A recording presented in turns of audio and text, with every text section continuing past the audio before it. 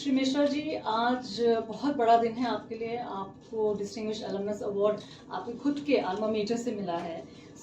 मैं जानती हूँ ये बहुत ही भावुक और बहुत ही प्राउड मोमेंट होता है किसी भी अलमनस के लिए।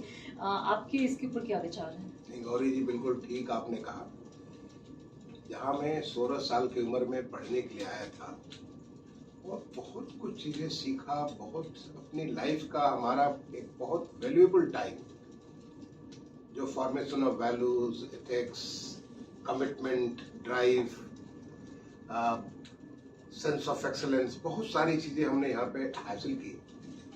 उस इंस्टीट्यूट के द्वारा वहाँ का जो सर्वोच्च सम्मान है किसी छात्र को, पुराने छात्र को मिलता हो, मिलना, ये मेरे जीवन का बहुत ही महत्वपूर्ण पल है। और इसके लिए मैं उन तमाम सारे प्रोफेसर्स जिन्होंने मेरे अंदर एक कभी न हारने वाली, कितना भी मुश्किल हालात हो, हर समय अपने को तैयार रखने के लिए और एक डेडिकेशन, सेंस ऑफ अचीवमेंट, ये सब जो चीज़ें मुझ में डाली, अपार्ट फ्रॉम जो तमाम सारे हमें पढ़ाई के माध्यम से सीखने को मिला, मैं उनको डेडिकेट करता हूँ। मुझे बहुत आज खुशी हो रही है। मेरा परिवार जो हमारे साथ खड़ा था, चाहे हमारे पेरेंट्स हो, आज वो नहीं है, उन्होंने मुझे बनाया। मेरी पत्नी, मेरे दोनों बच्चे अटल और नुपुर, वो मेरे हर काम में, क्योंकि मैं थोड़ा सा हट करके आईआईटी की पढ़ाई करने के बाद मैंने तय किया कि मैं सिविल सेवा के माध्यम से देश की सर्विस करूंगा। वो पिछले 40 सालों में अपने प्रदेश में, अपने देश में मुझे बहुत कुछ करने का मौका मिला है। मैं समझता हूँ उसके पीछे मैंने जो आईआईटी कानपुर में अर्जित किया, उसका बहुत बड़ा हाथ है। और इसके लिए मैं अपना आज का जो अवार्ड है उन तमाम सारे अपने प्रोफेसर्स को, अपने परिवार को डेडिकेट करता हूँ। मिश्रा जी, मैं जानने के बहुत इच्छुक हूँ कि आपने यहाँ से इंजीनियरिंग कंप्लीट करके आप लेकिन फिर आईएएस में चले गए। इसका क्या कोई महत्वपूर्ण कारण था? हाँ, ये इसकी एक कहानी है। ऐसा है कि जब हम, आपको मालूम है, मैं तो यहाँ पे 10.0 सीपीआई के साथ पास आउट किया था। हमारे प्रोफेसर्स मुझे बहुत प्यार देते थे और मैं यहाँ का बेस्ट ऑलराउंडर भी था, हर तरह की चीजों में पार्टिसिपेट करता था। लेकिन जब थर्ड ईयर के बाद बच्चे जेई का इम्तहान देना, वो जो अपने बाहर जाने के लिए एग्जाम देना चालू करते थे, तो हमें भी लगा कि हम क्या करेंगे, थोड़े कंफ्यूज हो गए।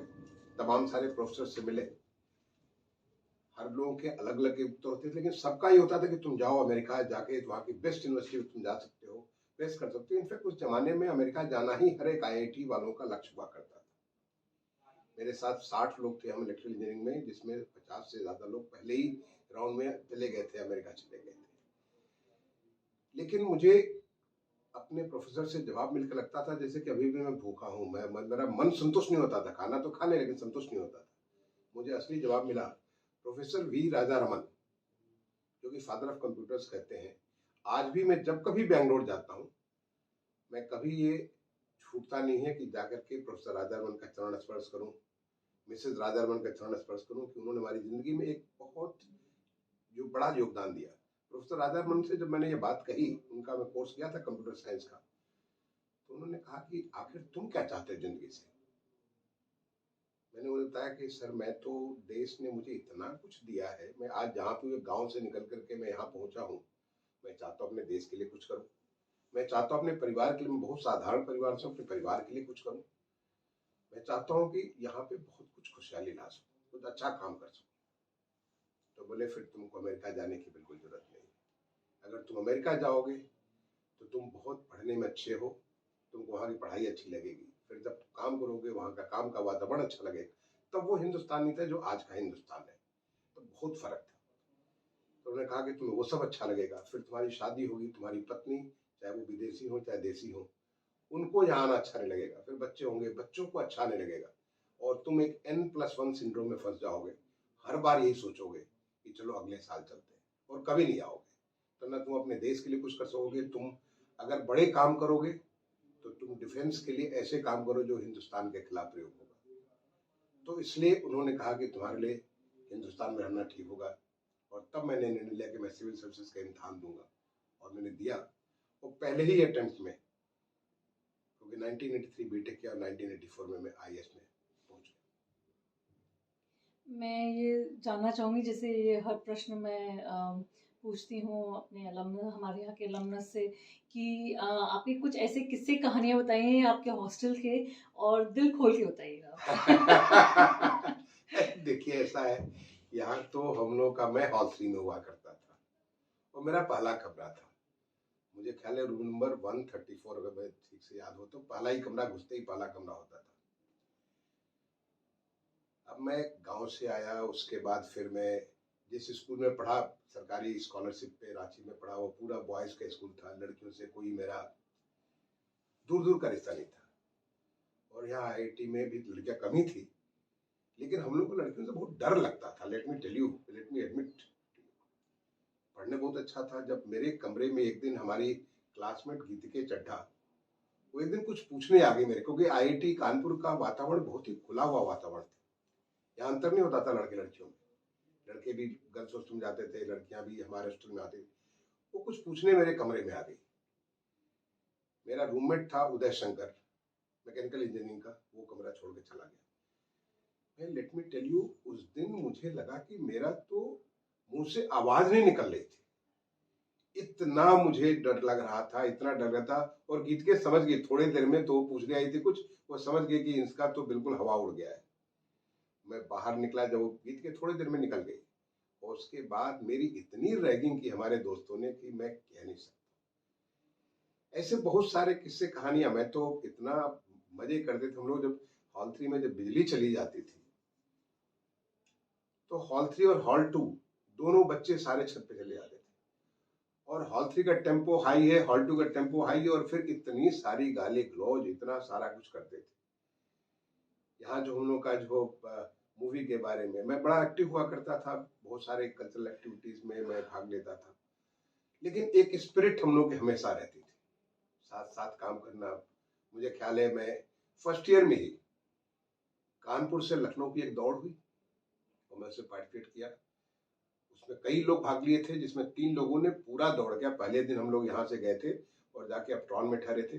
अगले दिन हम लोग वहाँ के स्टेडियम में, प्रोफेसर जी.के. लाल जो हमारे डीन ऑफ स्टूडेंट अफेयर्स थे, उन्होंने हमें के.डी. सिंह बाबू स्टेडियम में रिसीव किया।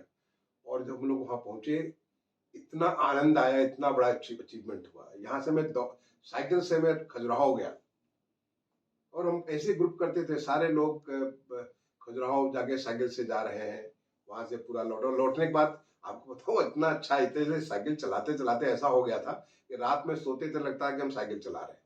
तो जब आए तो इतना हमारे पाँव में साइकिल का बन गया था कि अगले दिन हम जाकर के 2 मूवी देखे कानपुर शहर में, साइकिल से जाकर। तो ये हम लोग की इतनी सारी, पहाड़ों में हम ट्रैकिंग के लिए जाते थे, वो सब भी, सब आपस में बड़े सस्ते, मैंने उस तरह करना। यहाँ पे आईआईटी में मैंने एक बुक बैंक सेटअप किया। क्यों? क्योंकि मैं एक बड़े साधारण परिवार था, मुझे लगा इतनी महंगी महंगी किताबें तो हम खरीद ही नहीं पाएंगे। हमारे पिताजी तो बड़े साधारण से नौकरी में थे, वो नहीं कर सकते थे। तो बुक बैंक सेटअप किया, और देखिए आईआईटी का कितना बढ़िया था। प्रोफेसर राधारमन की पत्नी, मैडम मिसेज राधारमन, मैं नाम भूल रहा हूँ, शांता आंटी कहते थे शायद, उन्हें मुझे ध्यान आ रहा है, या कुछ और नाम ध्यान नहीं है। वो उस समय स्टूडेंट अफेयर्स में काम करती थी, वॉलंटियर काम करती थी। उनको जब हमने कहा कि हम लोग ऐसा कुछ करें जिससे कि सबको किताबें मिल सके, तुरंत उन्होंने प्रोफेसर लाल से बात की। उन्होंने कैसे बात की मालूम नहीं, लेकिन बुक बैंक सेटअप करने के लिए मुझे पैसा मिल गया इंस्टीट्यूट से। और हम लोगों ने ऐसे सेटअप किया कि जो महंगी महंगी किताबें होती उसको 10% हम देते थे। और अगर जैसे 500 रुपये की किताब है तो 50 रुपये में आपको किताब मिल जाएगी। लेकिन अगर आप उसमें कोई गोजा गोजे नहीं करेंगे, कुछ उधर लिखेंगे नहीं, कुछ फाड़े फूडेंगे नहीं, तो फिर वो किताब जब आप लौटाएंगे सेमेस्टर के बाद, आपका 5% वापस मिलेगा।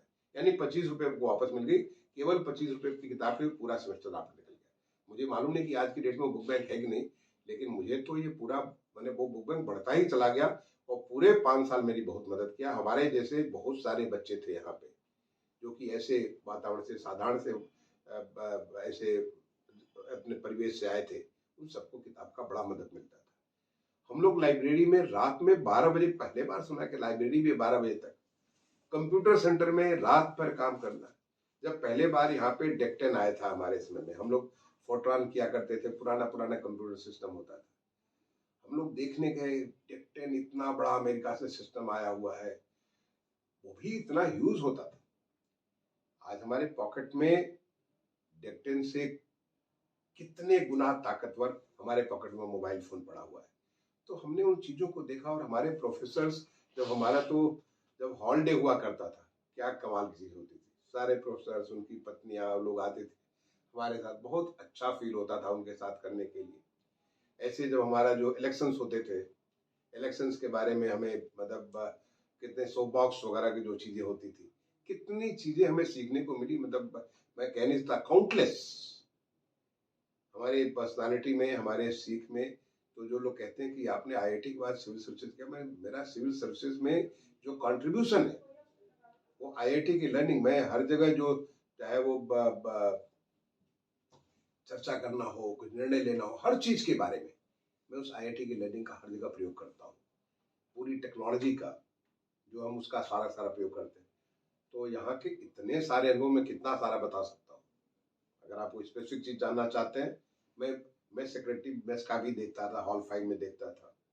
वहां भी मुझे ख्याल है एक हड़ताल हुई, एक बहुत बड़ी हड़ताल, कर्मचारियों को बहुत बड़ा हड़ताल हुआ। ये मुझे बिल्कुल मैं याद करना चाहूंगा। हम लोग के स्टूडेंट अफेयर्स के जो हमारे जिमखाना के प्रेसिडेंट होते थे, शायद पीके तिवारी, तिवारी तो याद है but I think first name PK साथ शायद था। अब सारे हमारे जो कर्मचारी हड़ताल पे चले गए। एक शुक्ला जी होते थे, शुक्ला जी इलेक्ट्रिकल इंजीनियरिंग के, वो उसको लीड करते थे। फिर उन्होंने ये कर दिया कि सारे हमारे मेस के भी लोग हड़ताल पे चले गए। अब कैसे मेस चलेगा? मुझे ख्याल है कि हम लोग कैंडल लेके आते थे क्लास करने के लिए, हम लोग घंटा बजाया करते थे, हम लोग मेस में भी काम करते थे।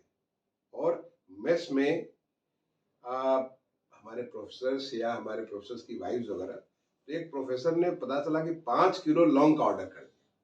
ये एक बड़ा, मैंने ऐसी ऐसी चीजें होती थी जिसको कोई सोच नहीं सकता था।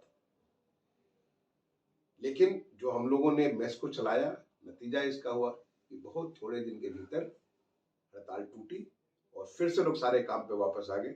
यानी नेवर गिव अप स्पिरिट जो आपने जो किया। क्योंकि लोग कह रहे थे कि आईआईटी कानपुर बंद हो जाएगा, और फिर उनकी जो, अब मुझे याद भी नहीं है कि क्या उनके डिमांड थे, जो भी रहा होगा, लेकिन आईआईटी कानपुर बंद नहीं हुआ, उसी स्पिरिट में चलता रहा। मैं एक और बात आईआईटी कानपुर की खासियत आपको शेयर करना चाहूंगा। एक बार हमारे प्रोफेसर, पता नहीं अभी है कि नहीं, इलेक्ट्रिकल इंजीनियरिंग में एसके गुप्ता साहब हुआ करते थे। वो जो स्पोर्ट्स के जो होता है, स्पोर्ट्स कमेटी वगैरह, उसके चेयरमैन बन गए या जो भी, मतलब मुझे इतना ध्यान नहीं है। तो उनको बनने के बाद उनके पता नहीं, उन्होंने एक आदेश किया कि स्विमिंग पूल यहाँ का, मैं बहुत अच्छा स्विमर हूँ, मैं लाइफ सेवर भी हूँ, इनफैक्ट मैंने लाइफ भी सेव की थी किसी की अपने स्विमिंग पूल में। तो हमारे स्विमिंग पूल के हम लोग सब साथ साथ स्विमिंग किया करते थे, लड़के लड़की सब साथ करते थे, कोई किसी प्रकार का भेदभाव नहीं। आज क्या है मुझे नहीं मालूम, लेकिन हम लोग तो सब साथ साथ किया करते थे। तो प्रोफेसर गुप्ता ने बने और प्रोफेसर गुप्ता ने एक आदेश कर दिया कि लड़कियों का टाइम इतना बजे से इतना बजे, लड़कों का टाइम इतना बजे से इतना बजे, ताकि ये दोनों एक साथ नहीं होने चाहिए। ये बहुत गलत बात है। लेट मी टेल यू, और किसी ने नहीं, सारी लड़कियों ने जाकर के उनके सामने जो है एक रिप्रेजेंटेशन किया, हमको आप कैसे अलग कर सकते हैं। ये आईआईटी कानपुर की स्पिरिट थी कि कोई भेदभाव नहीं होता था, सारे लोग, और इतना अच्छा कॉमरेडरी था। अलग अलग समय में अलग अलग प्रकार से, जैसे कलफेस्ट होता था, हम दूसरे भी जगह जाते थे। मुझे ख्याल है मैं आईआईटी दिल्ली के उनके जो उनका फेस्टिवल का नाम यहाँ का तो था, वहाँ का नाम हमारा कलफेस्ट था, वहाँ का नाम कुछ ध्यान नहीं आ रहा था। सब लोग जाते थे, इतनी मजे होते थे। या यहाँ पे इतने सारे कॉलेजेस के लोग आते थे।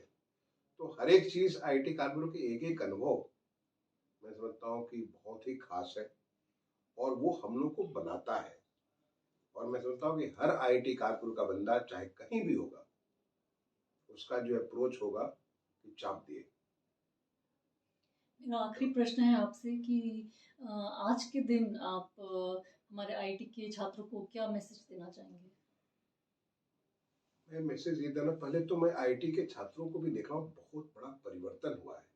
हमारे समय में तो हम लोग थर्ड ईयर के बाद जो है बच्चों के टंग बदल जाते थे, वो बिल्कुल जीव को लपेट लपेट करके बोलते थे जिससे लगता कि वो अमेरिका पहुंच गए। मैं अभी हाल में आया था यहाँ पे, स्टार्टअप का एक जो बहुत बड़ा प्रोग्राम था, मुझे देख के इतना अच्छा लगा बच्चों को कि आज ये बच्चे बदले हुए देश को, बदले हुए परिवेश में जो एक कमिटमेंट उनका कि कैसे हम देश के इस विकास में अपनी योगदान दे सकते हैं, मुझे बहुत अच्छा लगा। आज मैं रंजीत सिंह रोजी सेंटर पे गया था, शिक्षा केंद्र पे गया था। वहां इतने सारे पीएचडी के या मास्टर्स के बच्चों को देखा, वो वॉलंटियरली ऑनलाइन एजुकेशन के बारे में, जैसे कि बच्चों को, और उसका मुझे सौभाग्य प्राप्त हुआ लखनऊ में उसका पहला शुभारंभ करने का। तो वो बच्चे इतना कंट्रीब्यूट कर रहे हैं कि जैसे जो गांव का बच्चा है, साधारण जगह के में स्कूल में पढ़ रहा है, वहां पे उसको अपना फिजिक्स का, केमिस्ट्री का, बायोलॉजी का, मैथमेटिक्स के कॉन्सेप्ट बिल्कुल क्लियर हो जाए, इतने अच्छे से पढ़ा रहे हैं। मुझे बड़ा अच्छा गर्व महसूस हुआ देख करके। तो काफी बदलाव यहाँ पे हुआ है, और हमारे बच्चों में कॉलेज में बदलाव हुआ है, और साथ ही साथ जो हमारे देश में जिस प्रकार का बदलाव हुआ, देश में आज हिंदुस्तान अपॉर्चुनिटीज का, नया कुछ करने का, अपने आप को बेस्ट देने का, ये हिंदुस्तान बन गया है। क्योंकि हिंदुस्तान एक एस्पिरेशनल सोसाइटी, आगे बढ़ने के लिए, और उस पर हमारे माननीय प्रधानमंत्री जी ने लक्ष्य रखा है विकसित भारत का, एक डेवलप कंट्री होगी बाई 2047। हमारे प्रदेश के मुख्यमंत्री जी ने प्रदेश के लिए $1 ट्रिलियन इकोनॉमी का लक्ष्य रखा 5 साल के। यानी हर कोई, हम लोग एक नई ऊंचाई पे जाना चाहते हैं। और ऐसे में आईआईटी, जो कि आप एक प्रिविलेज स्टूडेंट हो, हिंदुस्तान में एक इंटरनेशनल स्कूल में मुझे बड़ा मौका मिला विदेशों में जाके पढ़ने के लिए। मैं ऑस्ट्रेलिया में पढ़ा हूँ, हॉलैंड में पढ़ा हूँ, अमेरिका में पढ़ा हूँ, इंग्लैंड, बहुत सारे मौके मुझे मिले। लेकिन जो हमारा आईआईटी कानपुर का जो फाउंडेशन था एक इंटरनेशनल एजुकेशन का, तो ये जो मौका मिला है, इस मौके पे मैं बच्चों से कहूंगा कि जो तुम्हें यहाँ पे एक स्पिरिट मिल रहा है, never give up, strive for the excellence, do your best in life, and think of nation first. कि देश को तुम क्या दे रहे हो, देश तुमको बहुत कुछ दिया है, तुम देश को क्या दे रहे हो। और जब आप एक बार ऐसा सोचोगे तो देश आपको इतना कुछ देगा। क्योंकि मैं समझता हूँ कि जो आज मुझे ये आज एक सम्मान मिला है, ये सम्मान हमारे उस स्पिरिट को मिला है जो हमने सीखा था। ये सम्मान हमारे उस शिक्षा को मिला है जो हमने यहाँ पे सीखा था, उस संस्कार को मिला है। और इस संस्कार के साथ हम अपने आसपास के पूरे जो हमारे लोग जिनके साथ काम करते हैं, उन सबको लेकर के चल करके, वो कोलैबोरेशन के साथ हम आगे बढ़ करके देश को कंट्रीब्यूट कर रहे हैं। तो ये मैं बच्चों को कहूँगा, you are very privilege to be part of IIT Kanpur. Give your best to your upbringing here, and give your best to your country, which is changing and reaching, aspiring to take new heights. Thank you. Mishra ji, बहुत बहुत धन्यवाद आपका हमारे साथ बात करने के लिए। And we hope that we keep seeing you on the campus, और आपकी बस ऐसे ही ब्लेसिंग्स आईआईटी कानपुर में बनी रहे। Thank you. Thanks a lot.